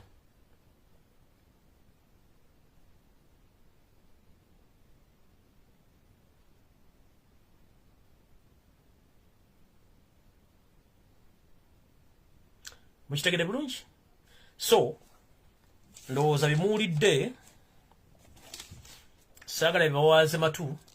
Nze sikyakaana bannayuganda olw'ensonga Uganda eno gye mulaba abamu akagira mulinga abalaba TV nga mbadde mulaba black and white bwe mulabako colored mulaba ng'ebintu byanjawulo nnyo kubanga mu black and white kaddugala muzibu wa kwawula na muzungu babeera ne kala y'emu bawulira ku nviiri zino kati abantu abaera ku social media kuno bw'oba toli muwumba tuutu toli mutooletoole ng'ekiri mu Uganda gw'okiraba ng'ekiza okuzannya okiri atabale kyekirya n'asigadde waka lwenyina atuuka mu njuyo nga drone ekimbi mukazi wa mwana wo oba muganda wo n'emutwala olojjako akasa nti firimu etandise ekinaatuuka nga balidde mu opposition olukube bali tojjako akasa nti ensi eriwo eribwete bwe mubanga temukimanyi Uganda ebadde ekola nuclear war weapons nga mwakitegedde ne musirika mujja kitegera abasuubuzi abakyali mu business nga mukyefudde mukyesudde ogwa naggamba namwe mugenda kifeesingako abantu mwenna be mulowooza nti muli mu Uganda mulowooza endowooza y'emu mugenda kufeesingako kintu kino ekisooka kasita the moment batuteekako economic sanctions abadde bakola business mwekaabire abadde bagenda okusuubula mwekaabire inflation egenda kulinnya waggulu kino nfundikira nakyo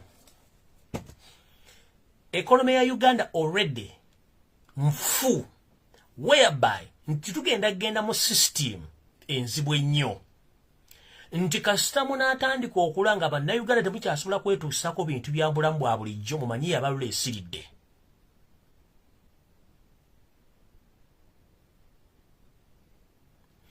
in case if you observe the level of the consumption in Uganda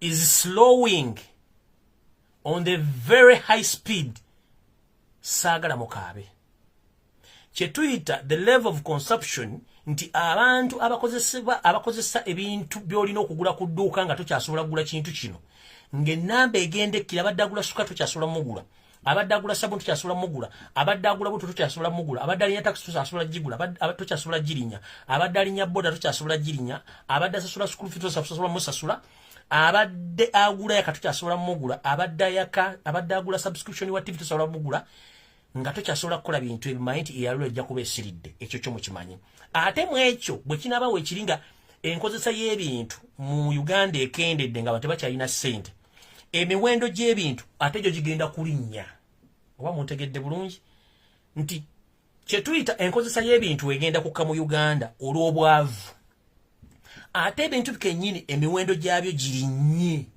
olw'okuba nti waliwo okunaabuuka mu nsimbi abadde agula liita ya butto 1,480 ojja gigula omutwalo kitegeeza togenda kusobola kugula liita ya butto emutwalo olina kuwummula kulya maluma olina kulya boiro akola butto agenda kufiirwa kubanga ba consumers bagenda kuba tebakyaliwo nga tebakyasobola kuafodinga gula oil abadde atunda sukaali ku 15,000 abagenda omunywa bagenda kwesala production oba kituyita okuweesa sukaali oyo kwesibe nga nti amukola takyalina gwamuguza olw'okuba nti sukaali wa bbeeyi mukitegedde kitegeeza tugenda tutuuka mu system nti ebifulumizibwa mu makolero tebikyalina abirya oba bikozesa olw'ensonga nti ababikozesa bajja kuba tebakyalina ssente kyenva mulai nti abantu baga tulina amabaala simebi kibiki nabagamba dda buli muntu muna Uganda akola business naddala mu Buganda muno mujje sereza mu business mwagaana mugenda kuwulira endigito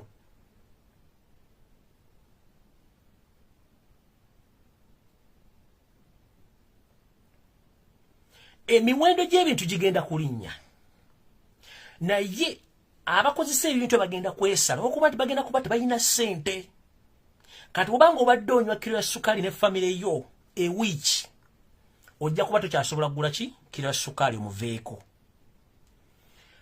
kati oli gw'obadde ogulako kiro ya sukaali agenda mutuulirira nga talina gwamuguza sente ze zifa oli amukola manufacturer ajja kuba takyalina bamugulako sukaali eyo kitegeeza capital gwe yateekamu n'abalina ebikajjo mu masamba bigenda kusigala nga tebikyagulwa kubanga abayina okugula ebikajjo ebyo ba factory factory bwekola sukali inamuguza bani bantu abantu tebakyamunywa alime bikaji ogenda kufiirwa bifiireyo akola sukali yo mu factory agenda kufiirwa nono nanyini kumunywa kata kyasobola munywa economy bwetambula kasita sanctions zirumezo naye mu kino mulina okumanya nti Uganda egenda kuteekebwako sanctions egenda kukwata sanction buli muntu yenna ali mu Uganda. One, Uganda egenda fuuka amanga the terrorist states olw'okukozesa ekyokulwanisa kye bayita nuclear. Nti mwenna bannayuganda woli abroad oba oli waka kasita banatuteeka ku blacklist nations okusaba visa mu nsi mw'oyagala kijja kufuuka kizibu, okugenda mu nsi era kigenda kuba kifuuka kizibu. Imagine muyinza n'okutuba nga temukyasobola genda na Kenya wadde Tanzania temukyasobola gendayo nga bataddeko sanctions. Kino tekigenda kukwata kuwa NUP, tekigenda kukwata kuwa UPC, tekigenda kukwata kuwa NAM, kigenda tukwata ffenna ku lwa Uganda lwonna olw'ensonga nti Museveni ng'ye yakikoze ng'omuntu olw'okweyagaliza n'ettima. Nkiddamu kino ekya sanctions ekijja olwa Museveni okweyagaliza nga ye okufuuka nakyembalira mu Uganda kigenda kukosa n'omwana ayonka. Ne bwana ba mulwadde ayinza butesobola kufuna visa genda India mujjanjaba. Nga India bagigawe buli muntu ava mu Uganda kyakirizibwa kutambula mu nsi yonna. In fact, bayinza n'otuteekako space ban. Nti n'ennyonyi nga nnyonyi zino simanyi Uganda simanyi bikoze bitya kangalu airplane. Nga tekyasobola kwetoola mu kiri kya nsi yonna bagambye timumanyi. Ennyonyi zonna ezigenda Uganda n'ezifuma Uganda tezikyasobola kuyimuka. Nga kangalu airplane tekalina wekayita.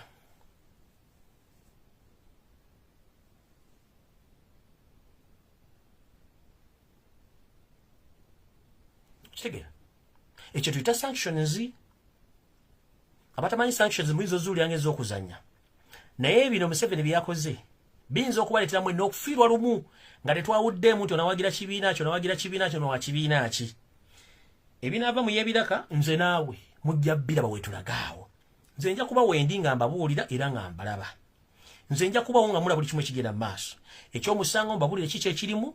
Jaaji yafuuse looya ate looya awogerera Museveni olw'okuba nti balina enkolagana gye baali bakolagana. Kati mukulu Winyiddolo nze maze mune ku-exposinga ensi ekutegedde. Wali mu gavumenti ya UPC ng'oli youth winger otambula n'emmundu obega abaana ku university wakwatisa abaana bangi nnyo era abamu bafiira obulamu bwabwe. Abali bakulowooza ng'omuntu ali polite mu mbeera toli polite. Ekisooka gwe kennyini watulaze wagambye nti bwe muba musobola nga temulisiga kkooti mugende mu plan B. Mukulu Winyiddolo njala kubuuza ekibuuzo kimu nga nfundikira. Bw'onoonya ku social media kwonna Kyagulanyi era yayogeddeko ekigambo plan B takyogerangako. Eyakyogera plan B ye mukama mmwe Besigye ajja nayogera ebigambo n'abiteekawo. Njagala mwegendeze nnyo Besigye Kyagulanyi Ssentamu lw'aba agenda okukola ekintu kyonna. Besigye ateekayo press conference n'ayogera ebigambo bye. Kati bo balina dikoyi yaabwe. Mune babalowooza nti Besigye ali kusaidia mu kyayogera namwe kigenda bakwata. Besigye yayogera ekigambo plan B. Eriye Katonga ku ofisi zaabwe. Nga Kyagulanyi Ssentamu ali mu kukola press conference ewa ekamwocha.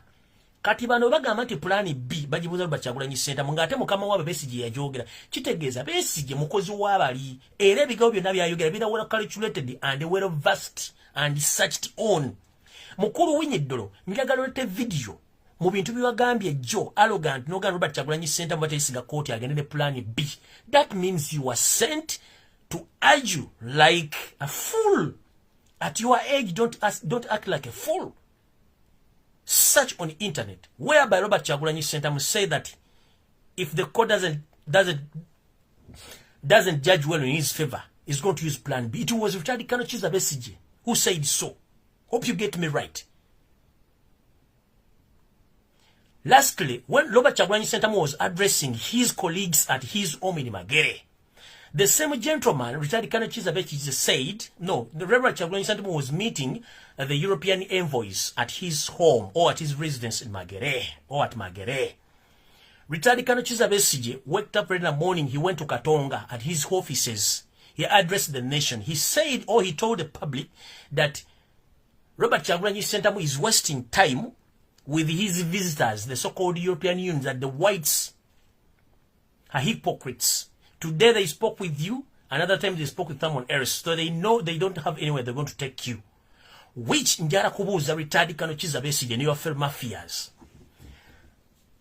ne former president wa Uganda Besigye bwe mwali mu bujja mu nsuko ya Uganda emmundu mwazigula Kenya gye bali bazikolera oba nkulikemu emmundu Alexander Kaliskorova na musanvu waliwo eggwanga lya Afrika ezikola emmundu bazungu bazikola retired Kano Kizza Besigye ne banninjala babuuza mugamba Kyagulanyi Ssentamu babuuza bagenda muyamba abakolera abali mu Uganda n'Abachina baddugavu mbuuza abakolera abali mu Uganda abakolera bwe mwawadde nuclear ne baguza ebizinga by'essese baddugavu oba China baddugavu Museveni gye watwala mukazi wono tumbuto Janet Kataha Museveni kemba bazo mutwale Sweden okubeerayo Sweden ya baddugavu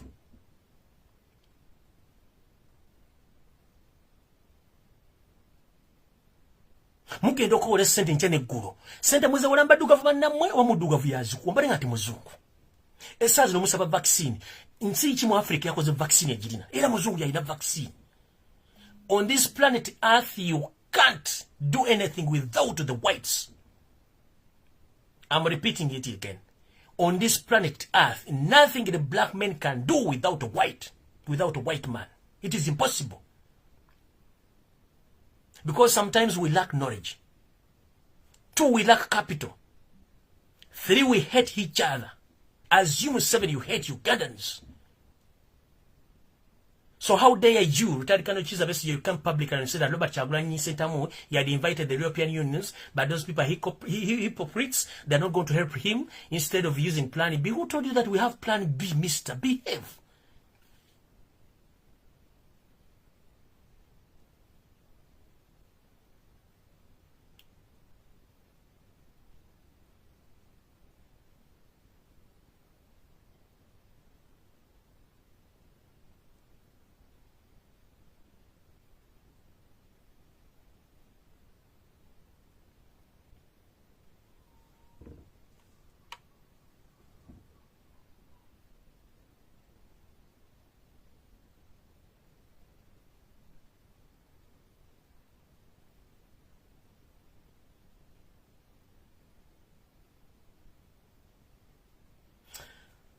Nga nfundikira video eno nze nganza omuntu ndi musajja mukozi kye kisooka nganza omuntu yofuza embisomi emibadde mu ebbanga ddene nganza omuntu njagadde eggwanga lyange nganza omuntu njogedde nganza omuntu nfuddeyo kubuusa eggwanga ku bintu ebigenda mu maaso mu ggwanga nganza omuntu nja kusigala nga njogera mpaka ku lunaku olusembayo nganza omuntu nja kusigala kyekimu nga nange nfuna ekibonerezo kyekimu ekigenda ofuna bannayuganda bonna abategeera n'abatategeera. In case wazo sanction zigenda kunkola kibi kyekimu kye zigenda okukola gwe yefuula nti oyagala nnyo Museveni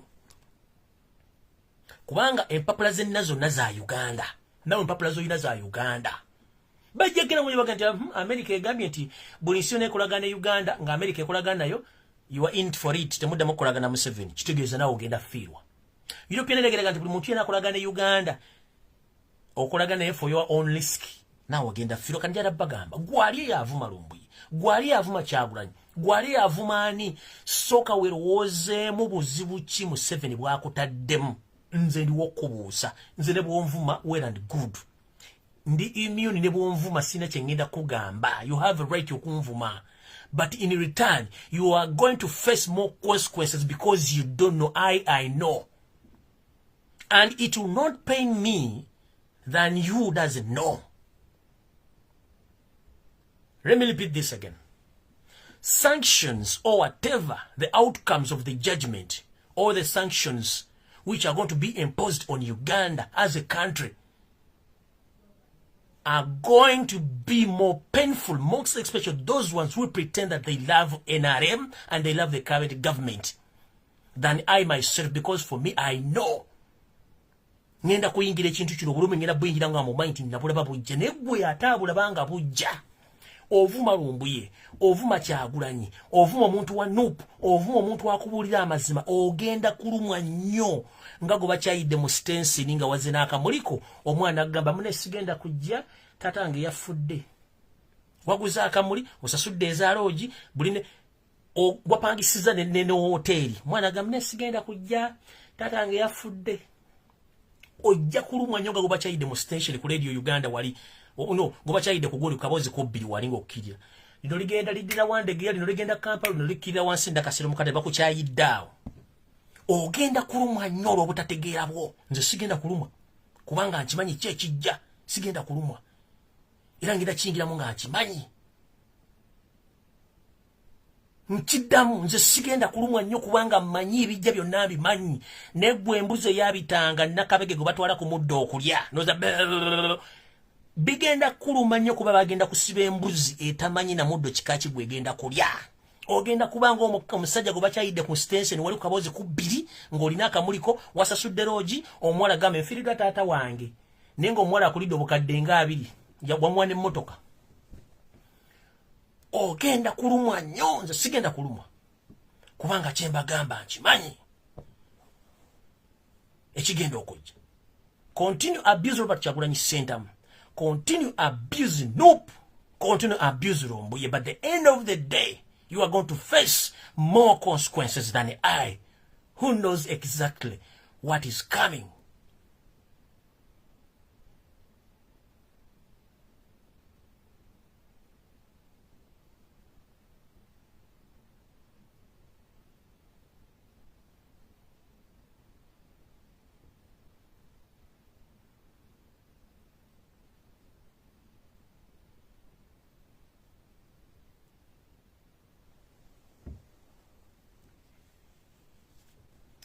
Mukama bakumira takumira mpera tusikano na kurencha mbi muri mbulange mengo kubana ne information ntoko so mukama bakumire mzera bagesi genda kulumwa ngoba ovuma Kyagulanyi oba ovuma nze oba ovuma Nuupu oba ovuma ani abagala chenja bakulaga ekigula lujje ojja kwesibira mu ntaana ofenga olumwa kikulume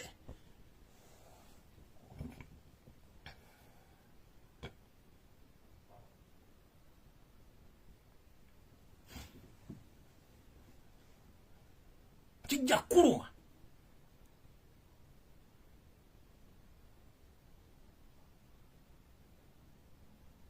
have played my part and I don't regret supporting Nope and I don't regret being a Ugandan. It is my motherland. Sirina yo sindala ndala yo najinyeza kubeera mu nsi gye mmanyi bagiyita Uganda. That's why I'm speaking. So if you're there pretending that you're in the diaspora, you are there, you are committed, remember you still have your ancestral background or roots back in Uganda, who are going to suffer more than who you are right now in the diaspora. And this is my last message to all comrades in diaspora. Please be very careful. Don't mess around with the people whom you don't know in the diaspora. And be very careful with the people who are aged right now, who enters in Europe or USA or Canada. Museveni has sent more spies in diaspora than at home. Abasinga bona bade serving officer mu police ne maje bali myaka wakati wa 4 ku 5 basajja ngoli omuli azze mu kimupya mu system mupya wali babi nnyo mukyegendereze nnyo babi nnyo but strictly abadde maje ne police strictly nkiddamu abadde maje ne police abalere mu public office no problem you can deal with them kubanga naye abaddusayo biya kufuna sente no nkiddamu be very careful nnyo mukole research ku bantu bemu invitinga naddala nga bakajja mu bitundu byamwe mubeera bambega ebikwa by'obutwana bibasomesa mu bimanyi engeri gye bukolamu mu bumanyi mu America abantu mufanga ebyenje bana Uganda kelima ekibatta butwa ababuga bajje bali mu Europe Bungereza abantu bafa mu COVID kumbe butwa ababo waje bali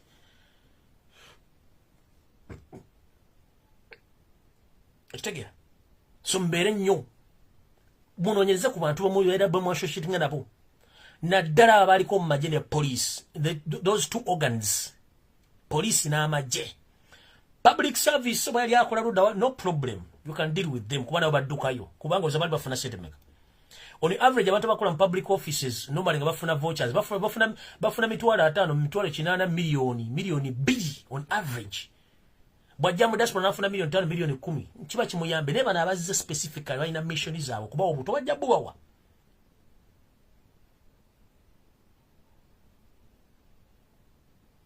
osanga guy takola alina apartment ya bay moroka javuga ya bay alya anywe ngoyo zayambala njagala kati njagala balaga ebintu bino bosanga omuntu mu diaspora wonna w'omusanze oba oli mu Bwarabu oba oli mu Africa oba oli ludda oba oli mu Europe oba oli mu Canada the moment bosanga kategori z'abantu bano wammanga 2 omuntu ng'akuze emyaka nga yakajja asula mu apartment za bay ayambala bulungi takola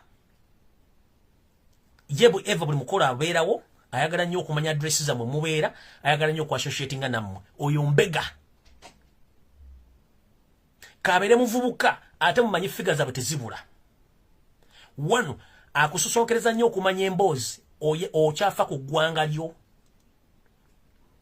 era ayinza n'okukubulira naye Museveni yamukoowa but the end of the day n'akubuuza question zino wammanga osubira Museveni anaagenda ne weesumulula agenda kukuwa obutwa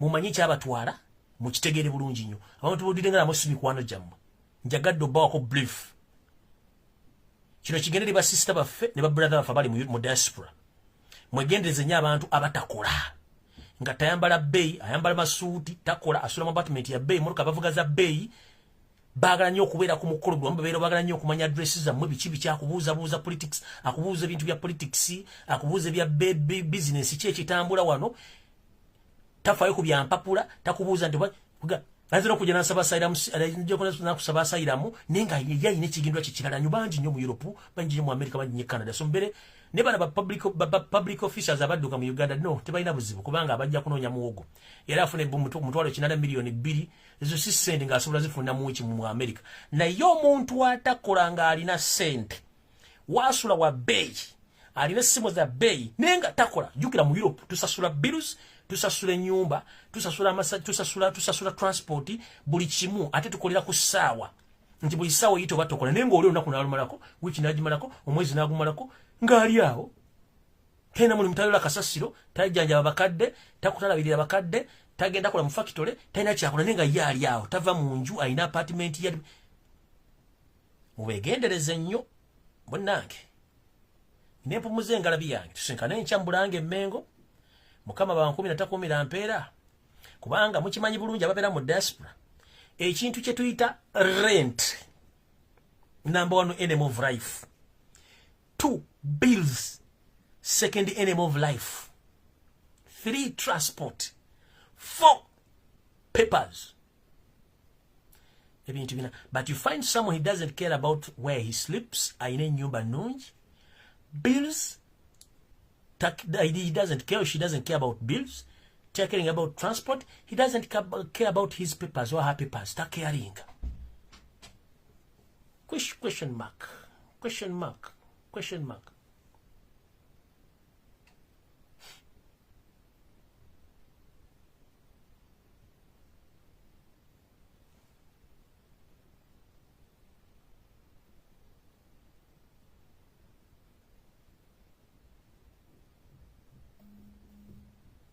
In Europe, it's all about bills, rent, papers. But you find someone ali relaxed in you. Ali mu diaspora. Ali sijja kwogera mukamba bankomire mwera.